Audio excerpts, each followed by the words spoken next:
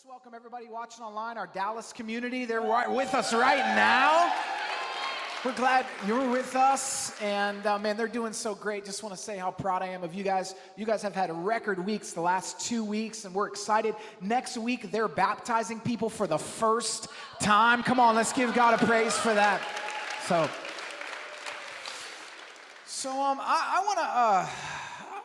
This week my wife left me to go on an overnight trip, and which means she left me with my 8.5-month-old son overnight by myself. I didn't know that was going to happen when we first had a child. Like I was going to be responsible for him to survive. So that was oh my gosh, what if I don't know, I was just freaked out a little bit. And as my wife was leaving, my son dove into what you call a sleep regression. Anybody ever heard of that before? Babies in different phases of their growth go through different regressions. So my child's about to hit the 9 months. There's an 8 to 10 month sleep regression that sometimes happen where now their sleep patterns are changing because they're more aware and they're older. And so he was basically awake the entire time my wife was gone. And he's been awake ever since. Laughing, crying, screaming, shouting, singing. And I'm like, it's cute until it's 4 a.m. But then it's not cute anymore. I still love you, kind of. And when my wife came back, she's like, I just prefer, he's in this little DockATot thing, and it's against the rules, but anyway, we do it anyway. And she's like, let's put that from the crib, let's put that in our bed. I just prefer to get some sleep. We both got to work. And I'm like, oh no. I know we want to sleep, but I don't want to build bad habits because that boy belongs in his room. This is my room. And if you co-sleep and stuff, I'm not here to make you feel bad. Just for us, what they tell you, I kept reading things, and they tell you that when babies are going through a sleep regression, the habits you build in the regression will be the habits and the norm that they have after the regression. There's a spiritual implication there somewhere. The reality is if we go with our preference of trying to get some sleep now, when he fits his new patterns, we will regret it later. Yeah. And today, I want to teach around the idea, the problem with preference. If you look at somebody next to you and just say, you've got a problem with preference. You do. Not me, you do. You got a problem. Look, having a preference isn't all bad. Okay, it's not all bad. However, if we're not careful, we will marry our preferences and they will freeze us from progress and experiencing new opportunities. Okay, if we're not careful, we will end up getting married to our preferences, and preferences often freeze us from progress. And I want to help break some of your marriage to preference today. Okay, I know some of us, we get so comfortable. We hate change.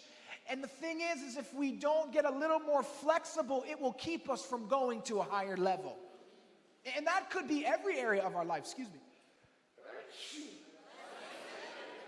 Thank you. What if you don't say bless you in church? Are you even saved? And I think that applies to every area of your life. If you want to go higher in your job, there might be some preferences, some changes you got to make.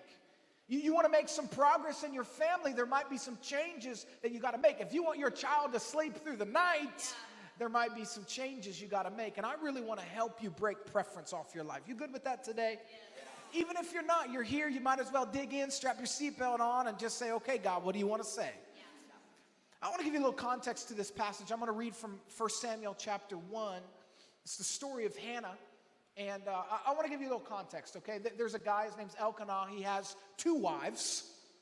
Any married man knows today that would be impossible. It's hard enough to keep one wife pleased and happy. 2 wives, No one has the capacity for that. But in the Old Testament, a little bit of a different day. And so he has two wives. He has a wife named Penina or Penina, however you want to say that. And he also has a wife named Hannah. He loves Hannah more, which is all the worse if you have two wives, because now you like one more and the other one knows it. Okay? And I don't have any experience with this. I'm just giving you a little context. Now, Penina, she can have children. Hannah cannot. And so Penina, she gives Hannah a hard time. She mocks her. And Hannah's upset about it. She's upset about it. Now, I want to read this scripture, but before I do, listen to this. Listen to this. They are taking a journey, okay, the two wives, Elkanah, the other kids that they have, they're taking a journey from where they live to Shiloh, which is where the tabernacle, which is where the church is. They do that once or twice a year. It's a 14-mile trek. Now, they don't have cars, remember, they have camels. If you're wealthy, you had camels. So this is a long journey with no bathrooms. It's hot outside. They don't have boots, they've got sandals.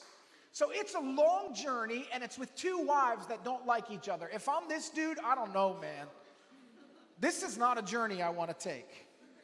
But they're on their way, they're on their journey, they get to the tabernacle, and the Bible says this in verse 9. Once after a sacrificial meal at Shiloh, Hannah got up and went to pray.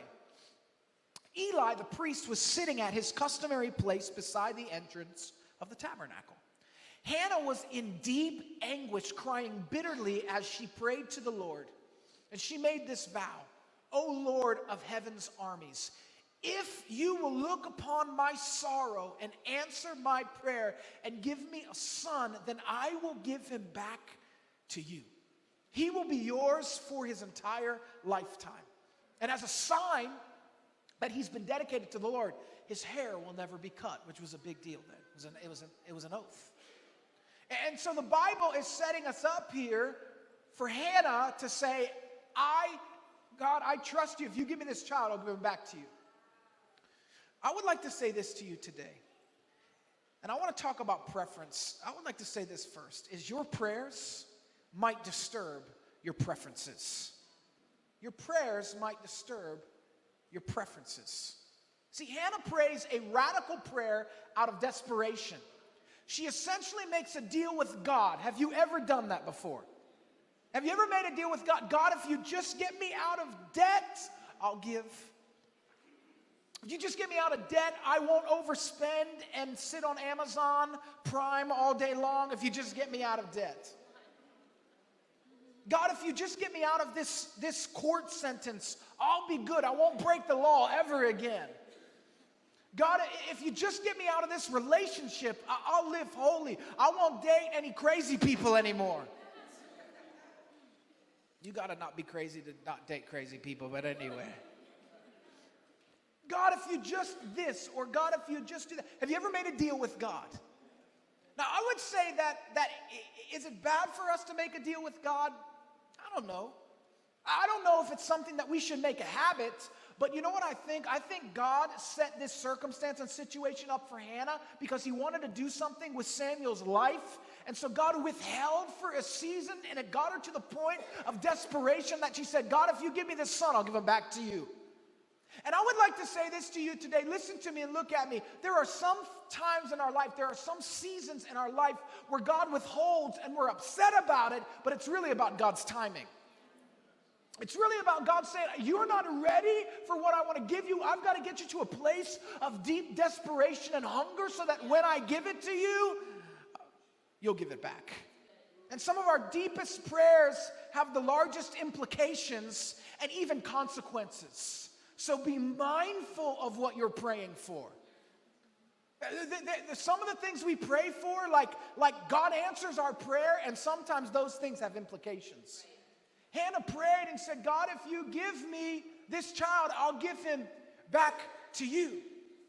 Several years ago, I was living in Austria. Anybody ever been to Austria before? I was living in Austria, and I was 24 years old. I had just been laid off from a church. You can get laid off from a church. And Anybody ever been laid off before? Okay. Yeah, we don't want to celebrate that. You're all like, yeah. And so I'm living in Austria. I'm 24 years old. And there's a lot of reasons. Anyway, I'm not going to justify what happened. Anyway, listen. They couldn't keep doing what they were doing. And I'm in Austria, and every morning I would wake up and I would take these prayer walks. And it was beautiful, the scenery, the mountains and the trees. And it was just absolutely, excuse me. These allergies. I might need an allergy pill after this service. Maybe someone can get one for me. But, so I'm looking at the scenery, and every morning I'm praying. And God just really started to get a hold of my heart, and I started to pray, God, I want to start this church. I want to start this church in Philadelphia, man. I want this to be a church that reaches people. I want this to be a big church that touches lives, touches hearts. I really want to see people. I want to be a church that, man, we resource, we help, we give. I want to be a church that changes the world. Now, I didn't understand the implications of those prayers, because with those prayers came a death sentence to my preference. Let me explain. When I came here, I ended up opening my home to a lot of people. I didn't prefer that, but God called me to it, and I wanted to see a result, so I had to make the sacrifice to get there. I remember moving across the country and Lauren and I emptying our bank accounts. It was not my preference, but it was our calling. I remember experiencing stress in ways that I can't decide or describe, and some of that even my fault. I didn't prefer that. I remember countless disappointments and several betrayals along the way. I didn't prefer that. I remember steps of faith that has scared the life out of me. I didn't prefer to live on the edge of walking on the water and leaving the boat. It wasn't my preference. My life on display, I've not preferred that. I've not preferred that every time I write something on social media that my inbox might be full of people correcting me or disagreeing with me. I didn't prefer that. Constantly waiting on God to come through. It's not something I prefer. God likes to come through at 11:59. I'd rather it be like 11:30 or 10:30, but it's what he does. Build my faith. I didn't prefer that. But you know what I've also experienced in the midst of this? I've experienced more victories than I can describe, friendships that I can count, and life change that I can define. It's not my preference to go through some of the challenges, but I asked God for big things, so what is required is big sacrifice. I remember it was our second week as a church, and our offering was $212. It's etched in my memory. $212 doesn't get us an hour in this room. And I remember that, and back then I'm just like, God, like, you probably don't want this thing to work, because like, if you don't come through next week, we're not paying rent. And I remember it was easy then to go, okay, God, we're going to be a giving church. We're going to be a powerful church. So, God, it's easy for us to write a check for $25 and give that to missions when it's $212. But as the church has grown and those checks have turned into $2,500, it's a little bit harder, because you think it's your resources, not God's. Can I just be honest with you for a minute? Can I just talk about it? And so what I'm trying to tell you is this, is there are things that I've not preferred, but I thought when the church got bigger, it would be easier, but it's gotten more complicated. But it's beautiful, because the reality is I want to put a death sentence to my preference and remember that this is all God's, and the more I do that, the more God can move. Can I tell you what's happened since September in our church? That's our fiscal year. We go from September to September. This is year 4 of our church. Our church has gotten larger, so the responsibility has gotten greater, but it's been unbelievable. It's been amazing. And I don't want to talk you out of doing great things for God just because it becomes hard. It's worth it. But it's a death sentence to your preference. Salvations, people who've responded to Jesus, life change since September. 329 people since September. Can we give God a praise for that? People today, after first service, walking right up to that prayer table saying, I need to get right with God. Baptism since September, 59. Come on, somebody. Next week, I believe we're going to baptize 50 people. Come on, somebody. I do.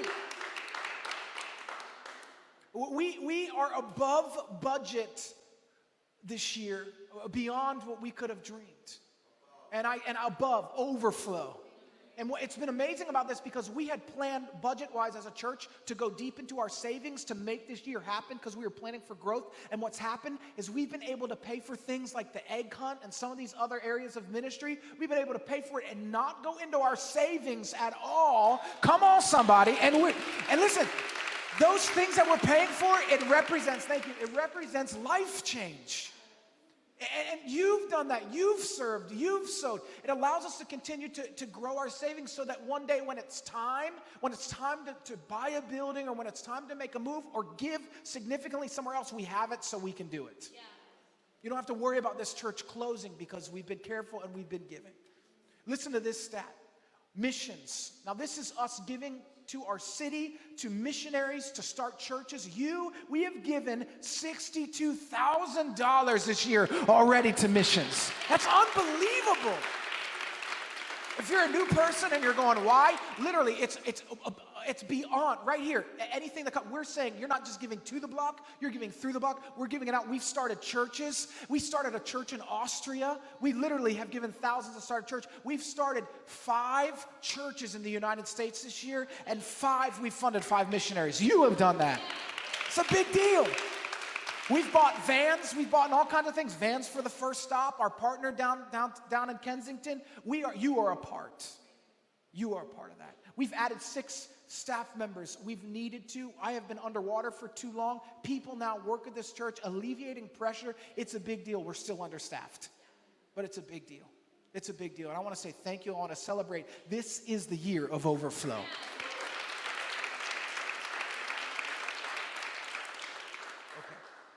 Okay.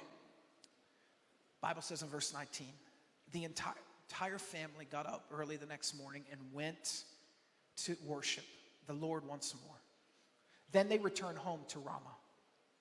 When Elkanah slept with Hannah, sorry for the graphic nature of this, they didn't go to sleep. The Lord remembered her plea. And in due time, she gave birth to a son. She named him Samuel. For she said, I asked the Lord for him. I asked the Lord for him. After sacrificing the bull, they brought the boy to Eli. Next slide. After sacrificing the bull, they brought the boy to Eli. Sir, do you remember me? Hannah asked. I am the very woman who stood here several years ago praying to the Lord. I asked the Lord to give me this boy, and he has granted my request. Now I am giving him to the Lord, and he will belong to the Lord his whole life. And they worshiped the Lord there. You know what's interesting about this story? Is that Hannah makes do on her word. Yeah. It's impressive. Because listen, essentially she is considering the fact that she won't be seeing Samuel often. Remember, they live 14 miles away. She's not going to make that trip by herself, which means she's probably only going to see her son, who she cried for and wept for, once or twice a year. It's a big deal. She pony ups. She puts her money where her mouth is. She does what she said she was going to do. She has integrity. How many times have we made a commitment to God, and then when it's time to penny up, we back out and we don't do it? Look, here's the reality is devotion, it contradicts preference. Hannah would have much rather said, okay, God, thank you. I know what I said when I was really desperate. I know what I said when I prayed that prayer. But now that we're here, God, I just prefer to have my son at home. And remember this, listen to this. Remember that God didn't ask her. She offered. Why? I think Hannah knew something, man. I think Hannah wanted the miraculous. I think she wanted the supernatural. In fact, I would like to say this, is that Hannah really didn't want to just live a normal life. She wanted to live an exceptional life. And the greatest fruit in our lives and legacy from our lives will appear in the wake of absurd sacrifice, integrity, devotion, and commitments. That's the reality. You want to see God do something outrageous in your life, it will probably be connected to absurd sacrifice and commitment. Think about this. Samuel, he goes on to be the final judge of Israel. Samuel anoints the first two kings of Israel, Saul and David. And he plays a significant role in David's life. Samuel plays a significant role. He plays a significant role in defeating Goliath, the giant. Samuel's the first of the prophets. God calls Samuel by name twice. One of only 8 people in the Bible God does that to. Samuel leads God's people with great integrity and as their representatives. Listen to me. Can you imagine if Hannah would not have offered this to God? We would have missed out on an exceptional story. Hannah may have had a normal life, but missed out on an exceptional life. How many of us are trading exceptional for normal because we're choosing preference over mission? We're choosing preference, we're choosing comfort over sacrifice. And so Hannah says, no, I'm going to give him to the Lord. I want exceptional. I know God's calling me. I know this is what my purpose is. And so she's willing to do the hard things to see the mission accomplished. And I would say this to you today, that a life of significance and comfort usually does not coexist. If you want greater, your devotion has to go higher. If you want greater for your life, if you want greater for your job, if you want greater for your family, if you want greater for this church, if you want greater for your ministry, whatever it is, your devotion has to go a little bit higher, which means you've got to dig a little bit deeper. And this is not just cliche. These aren't just fancy phrases. I want to see God do something miraculous and remarkable in your life, but it takes you saying, God, what would you have for me? It takes us being this kind of devoted. Honestly, it takes us putting a death to our preference, because sometimes when we hear that still small voice of God, we feel a little bit of discomfort. It's God saying, I know you prefer comfort and ease, but I'm calling you a little bit higher. I'm calling you a little bit higher. Can I give you a little bit of update of what's happening in our church? You know, we're going to launch a new location. That's our mission, to revive our city one block at a time. And we're going to launch a new location, our third Philly location, in the fall, October 14th. Isn't that amazing? Isn't that amazing? On October 7th, we will go back to 2 services here in Port Richmond. We'll go back to 2. And then we'll take one of the services from here and we'll put it into the Northeast. And so we'll go back to 2, and then hopefully we'll grow back. We need to make room in Port Richmond. We'll grow back up to 3 services in Port Richmond sometime, hopefully in the new year or by Easter. But we're going to take one of the services away. We're going to put it in the Northeast. Listen, we need 150 people to leave, to transition from Port Richmond to the Northeast. We need that. We want to launch the Northeast strong. We want to create room for Port Richmond to grow again. We need to do that. At the end of the day, especially through January through April, there's not enough space here. In kids ministry up here, that during our growth season, there's just not enough. We've got to create room. We were petrified to launch 3 services because it was uncomfortable and it was against our preferences, but we did it and we grew insurmountably. You know what attendance has averaged since January here in Port Richmond? Almost 500 people. Isn't that crazy? We couldn't break 400 people. We couldn't when we had 2 services. But we killed our preference. We took a step. You served, and God reached people. So listen to me. We need June 1st is our next intra-service. It's at a location. It's not going to be our permanent location. We don't know where we're going to meet yet. We're still working on it. But we're borrowing a church. June 1st. If you're interested, if you live in the Northeast, man, we could use you. We'd love to see God use you. We'd love for you to come to that event. Bring people with you. We want 150 people to leave here, alleviate space here. Let's go reach more people for Jesus. That's what we're going to do. The best way to reach people for Jesus is start new churches. That's the best way. Every statistic shows us that the best way, and that's why we launch locations, so that somebody, your friends, your family, your co-workers can come to Christ and can care for and love their neighborhoods. Reviving our city one block at a time, what does it mean? It means we launch locations, we resource creatives and leaders, and we serve the heck out of our communities. And can you imagine a church like the Block Church, exactly what you experience today, happening in the Northeast? Come on, somebody, we need your help. June 1st. And if you can't be there on June 1st because you work, let us know. Church will happen when we launch on Sunday mornings. Okay, we're just doing our intra-services on Friday nights. Does that make sense? Now, Dallas, stay with me because I'm going to talk about you in a second. I know, don't. You're part of this. But I'm just telling you that we need you to do this, and God's going to use you to do it. So June 1st, be there. And if you can't get there, email us. Email northeast@theblockchurch.org. Let us know that you want to be a part of it, all right? We're going to find out who the location pastor is going to be that night as well. So I want to encourage you to be there, all right? I've got something that I want to present to all of you. I'm calling it the Summer of Overflow, okay? Summer of Overflow. It's been a great year of overflow, hasn't it? But what happens sometimes in the summer is many of us, we go on vacation. And that's cool. I want you to go on vacation. I want you to travel the world. Don't forget about us. Come once in a while. Come at nighttime if you can't make it in the morning, right? But the reality is the summertime, people are everywhere, and that's fine. But did you know that just because you go on vacation, the church doesn't? The show must go on. So I want to give you 3 things to think about this summer. Can you pay attention to this? Here's the first one. Would you be willing to take a generous step? I know some of us, we've never given before. Stay with me, listen to me. We've never given before. Would you consider to take a generous step to be a part of being a giver, a contributor to your church? If maybe you give 5% or you give 8%, would you consider being a tither and being a 10% giver for 90 days? I dare you to try it. If you don't do anything, would you consider taking a step, man, to be a percentage giver? Not just tip God, but really say, God, I'm going to give 2, 5, 10. I'm going to trust you for 90 days. Would you consider taking a generous step?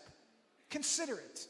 See what God would do through you. I would promise you this, that the people in here who give consistently, before they gave, they said they couldn't afford it. But now that they do give, they say, I can't afford not to give. Consider it. Consider it. Here's the second thing. Would you automate your giving?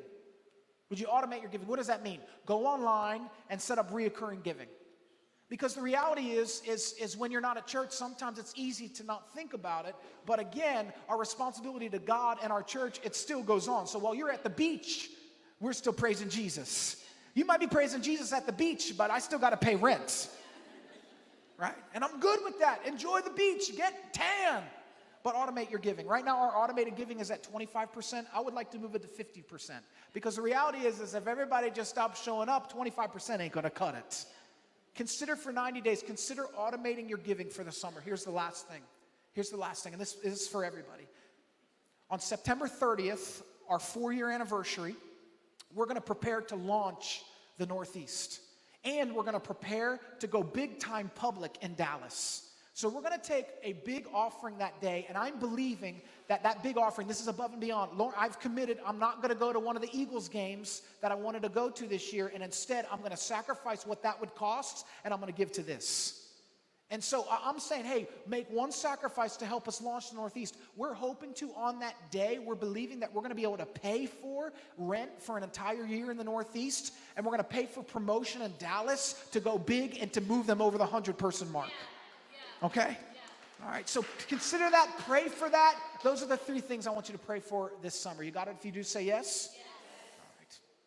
All right. Anybody mad at me yet?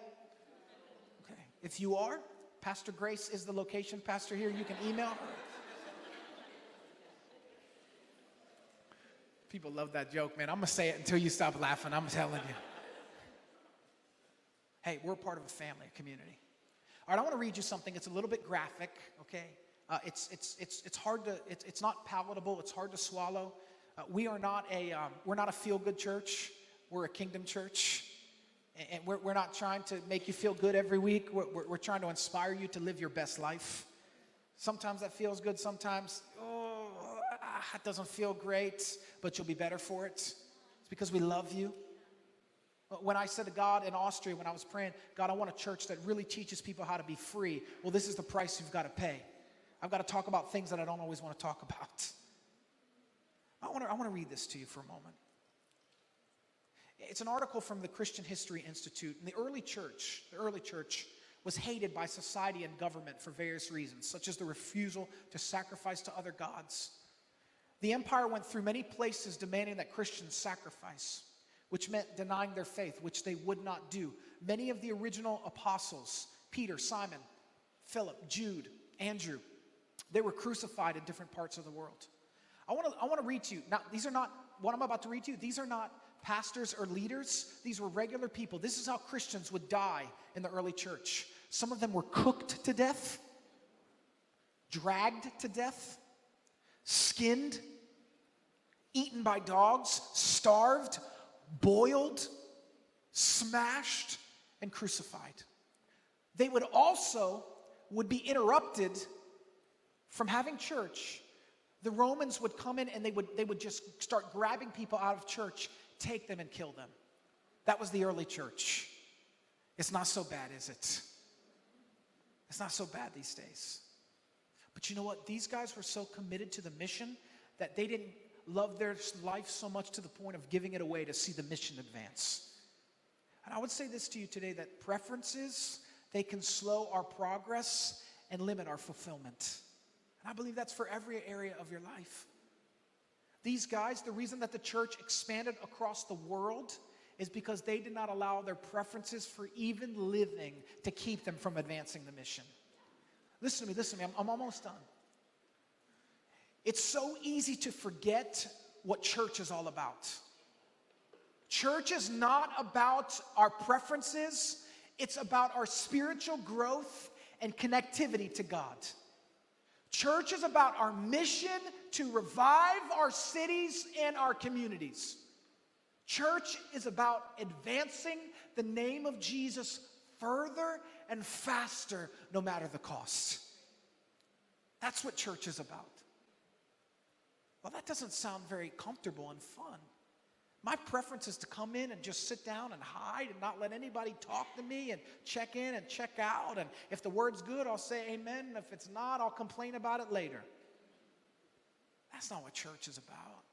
Church is about us together, pulling together and making a difference to see people know Jesus, which is the best life.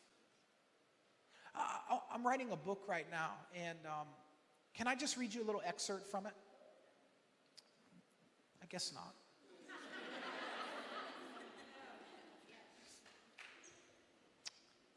As I write this, I can't help but think of my son Maverick, who was born on September 1st, 2017, just in time for the Eagles' first Super Bowl winning season.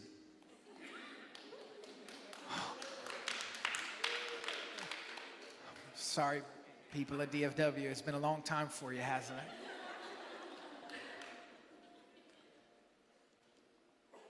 Holding my son in the center of Philadelphia at the church we started as we won the Super Bowl was absolutely priceless. Heaven on earth is the best way I could describe it.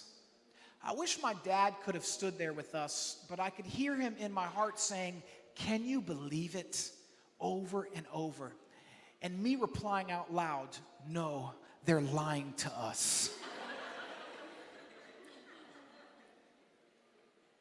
Do you know what was special about that day? Listen to me. You know what's special about that day? I was standing around with all of you, with my friends, with my family, with people that we started this church with, and we're literally staring at a screen, screaming at a screen.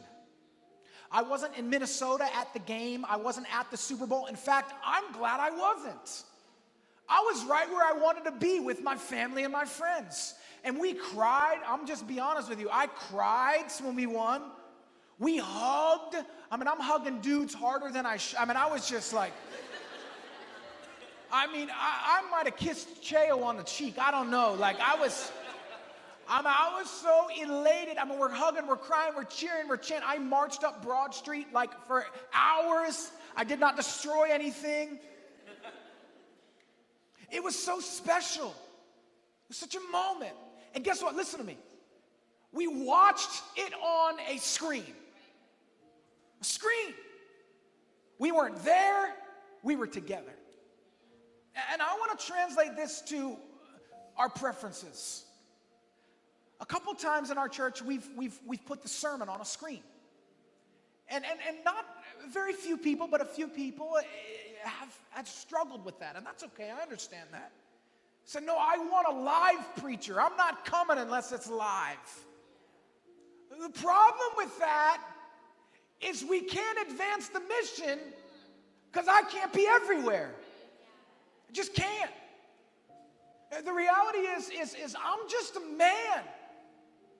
I'm just a man. You need the Spirit of God. Whether that's coming through on a screen or somebody live, we need the Spirit of God's voice, and that's what God's called me to do. So whether I'm on a screen or in front of you, you can still hug and cheer and chant and yell and cry and celebrate. Listen to me. Listen to me.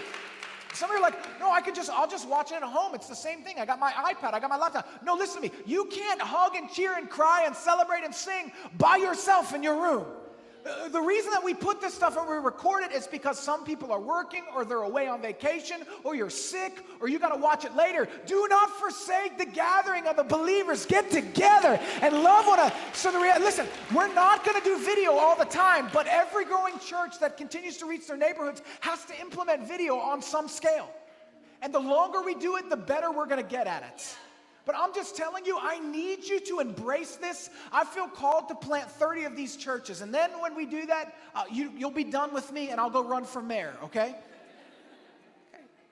So listen to me. I can't keep this pace up. I'm preaching 15 to 18 times a month right now. It's too much. Your adrenal glands, I know pastors, they've blown their adrenal glands and almost died because they've been preaching so much. It's not just about preaching. There's stuff that goes on through the week. So I'm going to go on a pitch count. I'm going to only preach, 12 times a month, really. I'm going to move from 5 times to 4 times. We're going to implement video occasionally. In the beginning, especially when we launch the Northeast, I'm going to go take care of the new baby. So you're going to have to, if you're in Port Richmond, you're going to have to be mature and celebrate and still bring people. Because the reality is if we're not careful, Port Richmond, and I'm sorry, Dallas, if we're not careful, Port Richmond, listen to me, you are going to get an only child or a single child or first child syndrome. And the reality is you've started a church in Texas, you've started a church downtown, you're about to start a church in the Northeast. Stop. Preference, we can't marry our preferences or we'll never be able to advance the mission forward. I know that can be a challenge, but you can get the same Spirit, the same word from God, whether it's coming through as you close your eyes and listen or on a screen or me in person. And so you'll hear from your location pastors a little bit more, but you're still going to hear from me. It's just every so often we've got to embrace the screen and celebrate it. Probably in July, definitely in the fall, we'll begin to implement some of this slightly more. Does everybody got that? If you do, say yes. I just say one more thing. I know a lot of people who preferred to live in the suburbs over the city but moved here anyway. I know a lot of people who preferred to go to a predominantly Black or Hispanic church but chose unity anyway.